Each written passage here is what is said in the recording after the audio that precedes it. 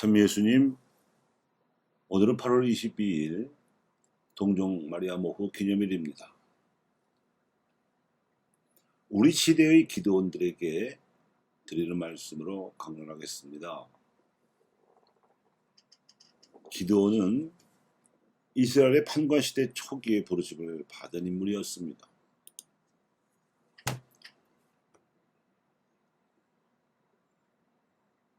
하느님께서 기드온을 부르신 것은 당신과 이스라엘 백성 사이에 쌍무적으로 맺었던 신화의 계약을 이스라엘이 당신을 저버리고 우상을 숭배함으로써 일방적으로 위반한 상황에서도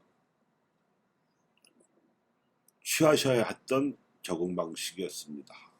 거의 짝사랑 수준의 비상조치입니다. 그리하여 하나님께서는 당신의 권능을 드러내시기 위해서 므낫세 지파 안에서도 가장 작은 시족 출신에다가 보잘것 없었던 사람 기드온을 선택하셨습니다. 하나님의 분부를 받은 천사는 그에게 나타나서 힘센 용사야, 주님께서 너와 함께 계시다 하고 말하였습니다. 기드온은 천사가 자신을 찾아오리라고는 생각지도 못했거니와 자신을 두고 힘센 용사라고 부르는 말에 당황하여 이렇게 말했습니다. 날이 외람된 말씀입니다만 제가 어떻게 이스라엘을 구원할 힘센 용사란 말입니까? 보십시오. 저의 부족은 므낫세 지파에서 가장 약합니다. 더구나 저는 제 아버지 집안에서 가장 보잘것없는 자입니다. 그런데 두 가지 표징을 보고 나서야 기드온은 천사의 말대로 하나님께서 자신과 함께 하고 계심을 확신하게 되었습니다. 그리하여 적들과 싸우러 나갈 때 주님을 위하여 라고 외치며 백성을 대신해서 나온 군사들에게 가라앉은 신앙을 불러일으켰는가 하면 전투에서 승리하고 난 다음에는 자신을 왕으로 세우려는 백성들에게 왕위를 사양하여 이스라엘의 왕은 오직 하느님이시라고 계약 신앙을 상기시켰습니다. 자본이야말로 이 시대의 우상임을 경고하신 바 있는 프란시스코 교황님께서는 경제가 성장하면 사회를 더욱 풍요롭게 해줄 뿐만 아니라 정의롭고 평등하게도 만들 수 있다는 낙수효과 이론을 우상 숭배의 이데올로기로 간주하셨습니다. 군대처럼 일사불란하고 정교한 메커니즘으로 자본 숭배자들을 엮어서 현대판 노예로 줄 세우는 이 새 우상은 우리 시대의 기도원들을 힘센 용사로 불러 세우는 시대의 표징이기도 합니다. 예수님께서도 부자가 하늘나라에 들어가기보다는 낙타가 바늘구멍으로 빠져나가는 것이 더 쉬울 것이라고 경고하셨는데 그 이유는 바로 자본의 속성 때문입니다. 자본은 사람을 스스로 똑똑하다고 착각하게 만든 나머지 돈에 눈이 멀게 만듭니다. 결과적으로는 멍청하게 만드는 것이지요. 즉 욕심의 노예를 만들고 그 욕심은 또 다른 욕심을 부르기 때문에 끝없는 탐욕의 구렁텅이에 빠진 자본 숭배자들을 자본의 노예로 몰아넣습니다.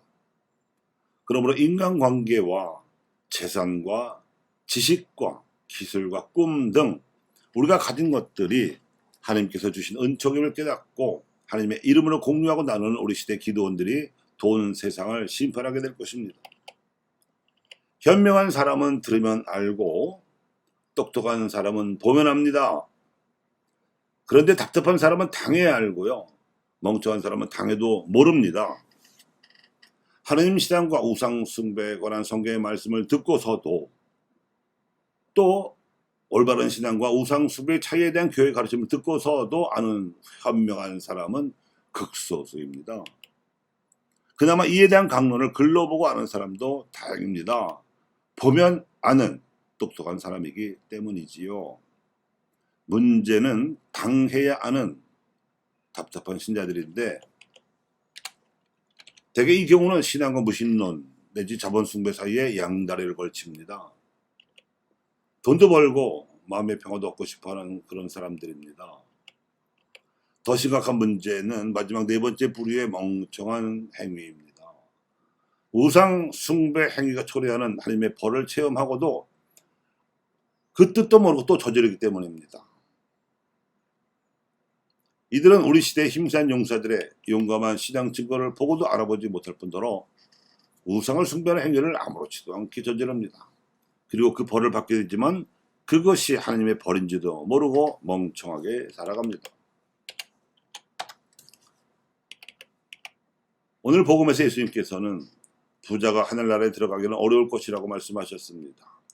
왜냐하면 부유한 자들은 자기가 가지고 있는 그 재산 때문에 답답하거나 멍청한 행위를 할 수밖에 없기 때문입니다.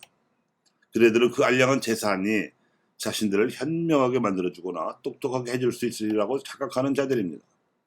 그러한 착각은 낙타가 바늘 구멍으로 빠져나가는 것과 같이 어리석은 일입니다.